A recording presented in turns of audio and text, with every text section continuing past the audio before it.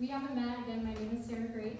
I've been with Mazi since the beginning here, and it's been a journey, but we love it. Me and my husband, Skylar. That's it. Tonight, I'm very excited. We are in Luke 10, so if you have a Bible, you can go ahead and open up there. If you don't have a Bible, they should be in the seat backs in front of you. And then if you don't own a Bible, we would love to buy you one. So please let us know, because that would be just an honor for us to do if you don't own one. Okay, go ahead and turn to Luke 10. Tonight we're talking about the Good Samaritan, like Mike said. If you grew up in church at all, you've probably heard the story. If you didn't grow up in church, maybe you know the term Good Samaritan of being something like doing a good work for another person, doing like a good thing, like a lot of actions. There's that foundation called the Good Samaritan. They do things for communities. It's all about kind of doing these good works. That's kind of how our culture knows the phrase Good Samaritan. So tonight we're going to look at what the original cultural context is of the phrase Good Samaritan, how that ties into being a neighbor, and what Jesus says about neighbors tonight. And we're going to dive into this a little bit. I have a couple of questions for you all. So if you are note takers, this is a good note-taking night. So feel free to do that. A couple of questions to take home with you and reflect on. And probably some call and response. I'm going to apologize now for that. All right, so Luke 10, and it's verse 25, starting verse 25. Says, "And behold, a lawyer," in some versions it says a keeper of the law, or an expert of the law. So it says, "A lawyer stood up to put him," Jesus, "to the test, saying, 'Teacher, what shall I do to inherit eternal life?' And he said to him, 'What is written in the law? How do you read it?' And he answered, 'You shall love the Lord your God with all your heart, with all your soul, and with all your strength, and with all your mind, and your neighbor as yourself.' And he said to him, 'You have answered correctly. Do this and you will live.'" So we're going to pause there for just a second. This first part right here, there is so much sass happening, first of all. Jesus and the lawyer both, back and forth, they have some sass. The reason I say this is because an expert of the law in this time, they were somebody that knew it inside and out. So for Jesus to ask this guy, "What does the law say?" It's kind of a sassy remark, because he's like, "Well, what's your job? Like, what does it say? You should know this." And I think because he did that, he then bites back in this next part in verse 29, where he says, "But he," the lawyer, "desiring to justify himself," so his ego probably stepping in there, and him saying, trying to justify himself and saying, "And who's my neighbor?" to Jesus. And Jesus replied with the rest of the parable here. In true Jesus fashion, with a story, he says, "A man was going down from Jerusalem to Jericho, and he fell among robbers, who stripped him and beat him and departed, leaving him half dead. And now, by chance, a priest was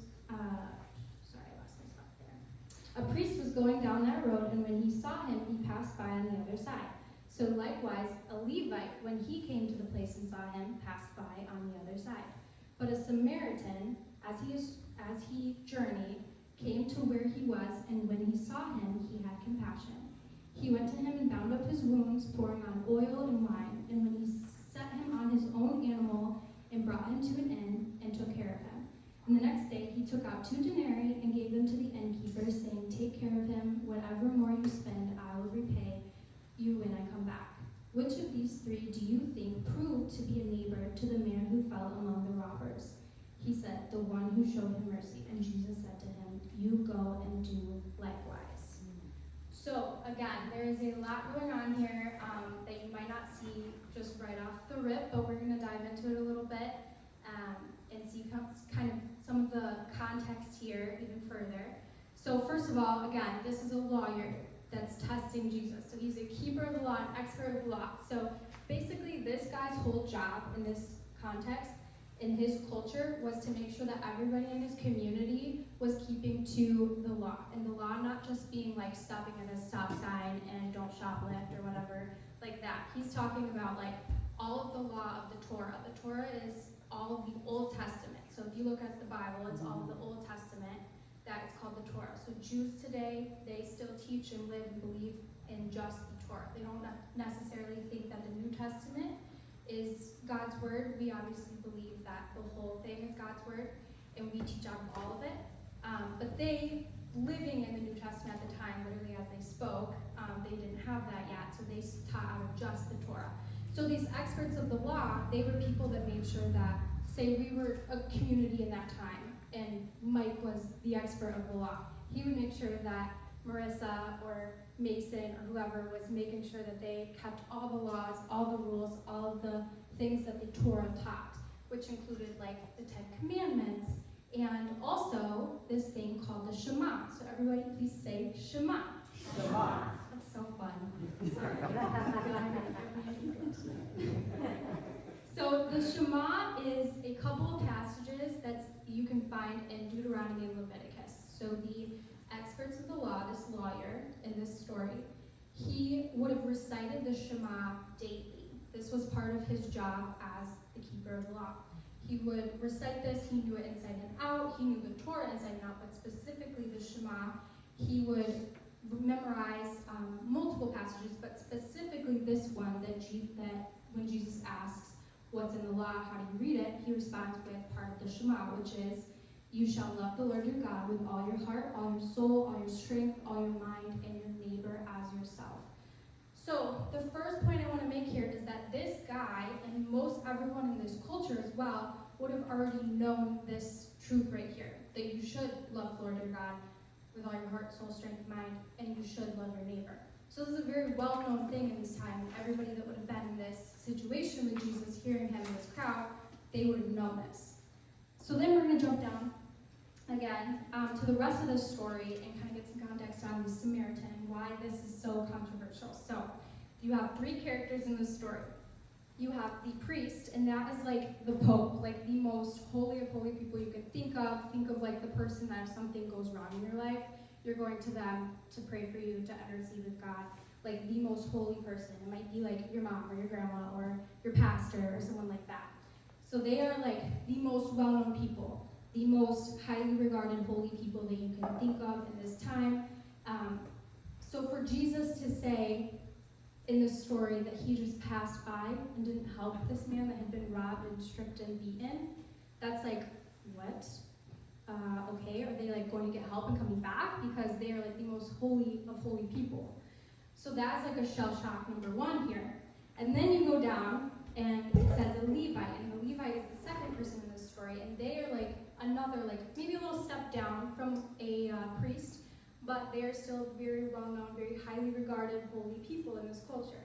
They come from the tribe of Aaron, which ended up in the Jesus time being a lot of like the musicians that might have been in the community, helping in the temple, the judges. Like they had a lot of different roles in their community, and they all stemmed from this tribe of Aaron. Okay, so they were called Levites. And when Jesus says that they also passed by in this story, in this parable, that's another shell shock. The people are probably like, what? Okay, I'm not seeing where this is going. Then he brings up the word Samaritan. So the Samaritan, this would have been highly offensive for Jesus to bring up in general, okay? There was a region in his time called Samaria. Jews literally went out of their way to avoid going through Samaria because the people in Samaria, the Samaritans, were people that had left Judaism, they had left the Jewish faith and the Jewish life, and they had married and procreated with Gentiles, people that did not believe in God, did not honor God, did not follow that way. They were not God's chosen people. They had left the Jewish way and gone with these people, and they didn't just necessarily leave worshiping God and leave all the Jewish things, but they intertwined it with the Gentile ways. So they would worship multiple gods. They would live just secular lives. They just interceded all this together. And for Jewish people at the time, that was highly, highly offensive because Yahweh is the one and only God. It's literally the first commandment. First commandment is you should only have one God, and it would be Yahweh God, their God. So for them to go and say, oh, we're going to worship Yahweh still, but we're also going to worship this God and this Greek God, and we're also going to worship, have an idol of like food or money or whatever, that was very, very offensive to the Jewish people, and so they were kind of exiled from the Jews. So they did not like them. They would go out of their way to avoid them. There's another well-known story in the Bible of the Samaritan woman at the well. And if you know that story, you know she was very not liked. So this is kind of the context of the story here. For him to say that a Samaritan stopped and helped this man on the side of the road was very offensive, very awkward. You could probably hear a pen drop in the room because people were probably very upset and shocked at this statement. So for him to say that and paint a Samaritan as the good person in this story was just unheard of, especially coming from a Jewish teacher, a Jewish rabbi like Jesus. So I want you to jump down to verse 36 with me real quick.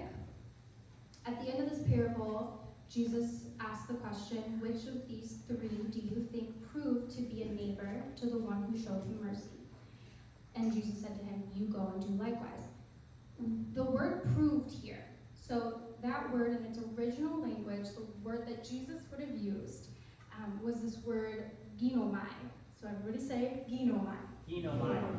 Okay, so ginomai, it doesn't just mean prove, like prove yourself. It means to become or come into being. It is about transformation. So this original word in this original language, its intent and the way Jesus would have used it, it says, which of these three do you think became or came into being or was transformed to a neighbor, being transformed into a person that is a loving, kind character of compassion? So he's not just saying who's proving themselves to be a neighbor here. He's not just saying what good things did he do. He's saying who's becoming, who's being transformed into a person that is a neighbor. And so, for a little more context here too, the Jews, they had a lot of head knowledge, just like we talked about a little bit ago. The lawyers and the people of this time, they knew the Torah. They kept to it. It was like their stop at stoplights, don't steal, don't murder, like all of those things. That's the kind of law that all of their beliefs were, right? So they said, love God, love your neighbor. They knew all this. It was all head knowledge that they knew. But just like we've been talking about in Mazi, and we're going to continue talking about this year, is we're trying to take it from not just our heads, but to our hearts and our hands and living out in our lives. And the Jewish people, and I think Jesus came time and time again into contact with so many religious elites in his time and different people and all these stories that you see in this Bible. He's coming into contact with these people and he's saying, guys, take it from your head to your heart and live it out. You're not doing that. He's being an example of this, not just in these stories, but ultimately in the gospel story that we talk about here every week. He's taking it from his head to his heart, to his hands, teaching others how to do it and living it out in their lives. But time and time again, we see him come into contact with these people, and they only have it in their heads. They haven't moved it to their hearts. They haven't lived it out. They just know all about it. So the Jewish people, they had a lot of knowledge of it. They knew what it meant to be a neighbor, right? We see that. They proved it to us. They know the Shema. Cool. But they were supposed to practice this, and they were supposed to be living it out, and that is the call of God's holy chosen people, to not just know it, but to live it out. And they somehow, in this story, they had this disconnect of that. Mm-hmm. They were missing it. They were supposed to be doing that. They knew it, but they weren't living it out. Does that sound familiar? Mm-hmm. I feel like that sounds familiar. I feel like that might be the Western Church in some ways. That may be some ways that we grew up. That may be some of the churches that you went to growing up, where they talked a lot about it, but when it came to actually living it out, were they really doing it? Were you really doing it? Was I really doing it? These are the questions, some of the questions we're looking at tonight. So they were called to embody the Shema. They were called to embody knowing and loving God with all their heart and their soul and their mind, and to love their neighbors. But they weren't fully embodying this. And the whole aim of the Jewish faith at this time and the chosen people was to prove, not just prove this, but to show their faithfulness and their love to Yahweh through the way they lived. Does that make sense? That was like the whole aim of Jewish people. That's why they were set apart. So my first question of the night for you is, am I becoming a neighbor? Am I ginomai, a neighbor? Am I being transformed into a person that is a neighbor? And if not, what's altering you from that? So if you aren't being transformed into a person, then what are you doing? Are you being stagnant? Are you just staying in the same place, not interacting with new people, not being challenged in your love for others?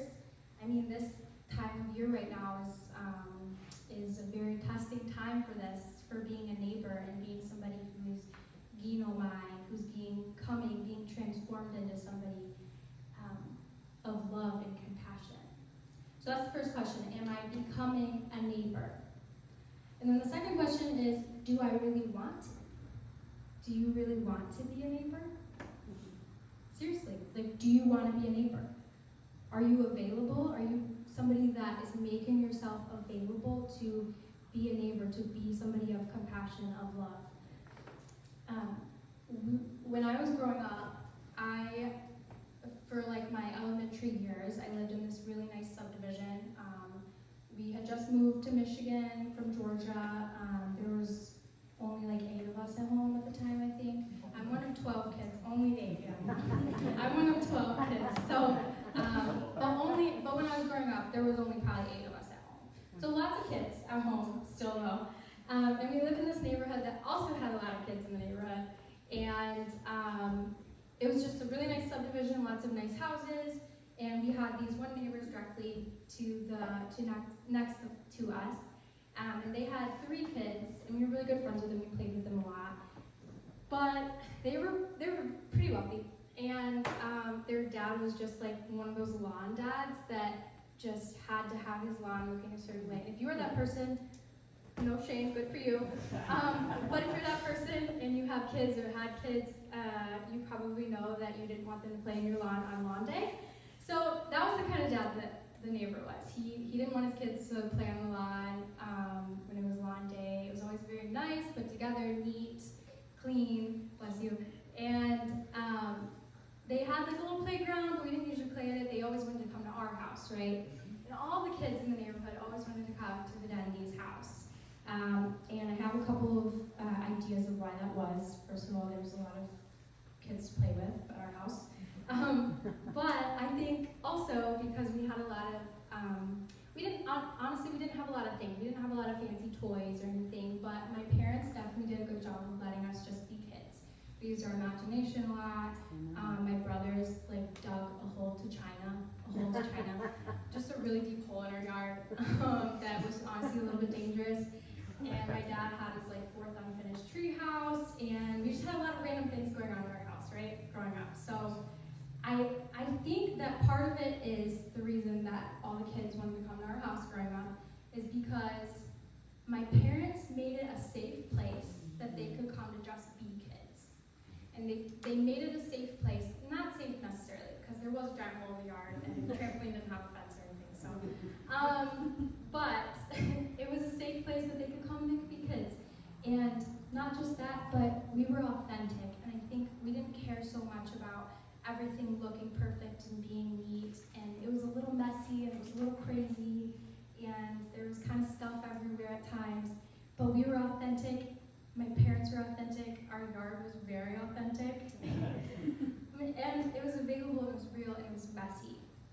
And I think we sometimes try to be that mom dad, right? We try to have all of our lines in a row. We try to have everything look very neat and presentable for people. And we do that in the church, and we do that at work, and we do that in our relationships, even maybe in our close friendships. And at some point, we have to decide, are we going to be authentic and available to people and real like that? Or are we going to be buttoned up and tight and not let people in and not be authentic and real, right? And I think the difference here is that Jesus shows us what it looks like to be authentic. He shows us what it looks like to step into people's mess. He shows us what it looks like to do that because we were that for him, right? The gospel is he literally took messy humanity. He took you and he took me, and he said, I'm going to step into their mess. I know what they're going to do. I know what they already did. I know what's coming. I know what all of their lives are going to look like, and I'm still going to do it. I'm still going to step in and be in their place and take their place for what they deserve. And he took that, and he died on the cross for us. And you might know this, you might not, but at the end of the day, the truth is, he stepped into our mess, and he was our ultimate neighbor. He was our original neighbor. He was the person that did this, and we were made in his image. So being people, being children of God that are made in his image, we know firsthand what it feels like to have somebody be our neighbor, our authentic, real neighbor, and step into our mess. And we're asked and we're invited to invite others into our mess and to step into theirs and to be a person of love and compassion. And so that leads to our third question here, which is, how do we become a neighbor? How do we become somebody that is of love and compassion? And again, this is a very testing time in our culture, in 2024, going into 2025, of a time that we can put this to practice and we can practically work on this, we can try this, we can become a person of love and compassion as we are interacting with people that yesterday woke up either absolutely distraught and torn apart, or happy and celebrating. And whatever side you're on in this and where we're at right now as America, God says right here through the Shema and through all of his teachings and everything, but ultimately through what he did on the cross, that we are not called to turn our backs to each other. We are called to step into each other's mess and to love and be compassionate. So going back to the story, the experts, they knew, right? The experts of the law, they knew all these things. They knew the Shema. But what they lacked was the genuine love.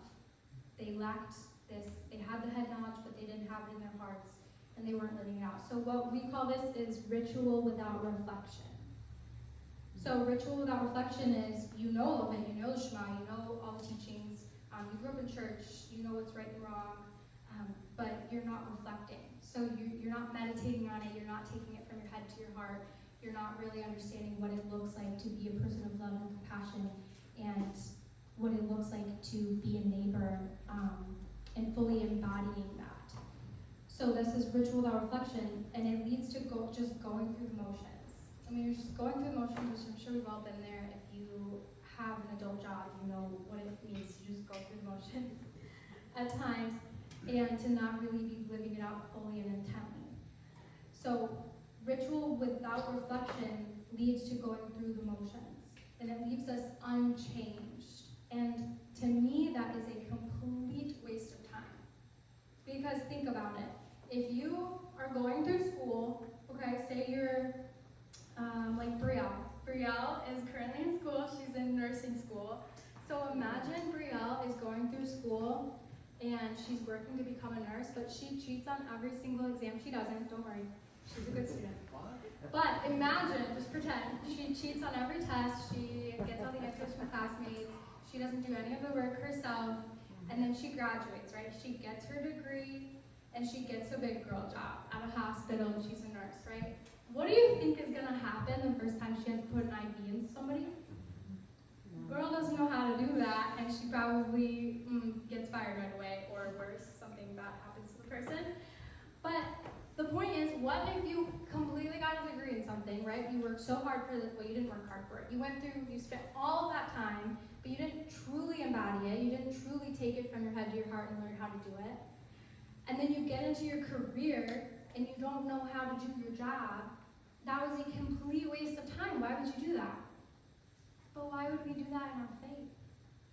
Why would we do that if we're just going through the motions here? We're just reading just to read. We're going to Mazi just to go to Mazi and check it off our list because that's what Christians do. Or we go to Sunday morning church, or we do our devotional, or we say our little prayer, and then we come back and we're in our lives, our everyday lives, and somebody has a genuine question. Or something happens in your life and you have a genuine question and you don't have any backbone to rely on because you don't know it. You know it, you know a lot about it, but do you truly know it? Do you know him? Do you know what it means? Have you actually reflected on it? So we can have all the ritual. We can be just like the keepers of the law, the experts of the law, the Jewish or the religious elites that Jesus came into contact with, right? They knew it, but they didn't know it. You can know a lot about it without actually knowing God. It's a waste of time. That's what in this story in the Good Samaritan, the priest and the Levite, that's how they're acting, right? They see it, they see where they can step into the mess, and they can step into the humanity and be somebody of love and compassion and live out what God has already done for us in others. And then they pass right by. And then we see the Samaritan and how he's actually living that out. So then, on the flip side of that, we have ritual without reflection, but then reflection without ritual, that is also dangerous. To be all reflection without ritual, that can lead to a lot of destruction. That can lead to not having, again, a backbone to lean on in your faith. So to be someone of true transformation and full of the Holy Spirit, that is the aim of what we are doing here. That is the aim of the Christian faith, and not just Christianity, but of being a follower of Jesus, a true follower of Jesus that is full of the Spirit, is full of love, that is full of compassion. That is what we're aiming to do here at Mazi as we are taking everything we've learned that we may have grown up knowing from our head, and then taking it and putting it actually deep-rooted in our heart that we live it out in our lives. That is the aim of what we're doing. That is what Jesus calls us to do here. And through this Good Samaritan story, he's saying, he's not saying just, be a good neighbor just to be a good neighbor so you can get into heaven one day, because the test isn't necessarily at the end of life. the test is that life's a test, and we're called to be a neighbor now. And we're called to this sanctification process of that Brent talked about last week, right? Brent talked about sanctification, that how that is a lifelong process that he invites us into, and it takes a lifetime to do. But we're called to have reflection with ritual. We're called to reflect and embody all these teachings. We're called to reflect and embody a life of love and compassion, and to pair that with ritual of sticking to scripture when life's really hard and when life's really easy, to worship when life's hard and when life's really easy, to step into people's mess no matter what or how inconvenient it could be, to be authentic and real people. So again, these questions, I'll read them out in case you didn't have a chance to write it down. First was, am I becoming a neighbor? The second is, do I really want to be a neighbor? And then the third was, how do we become a neighbor?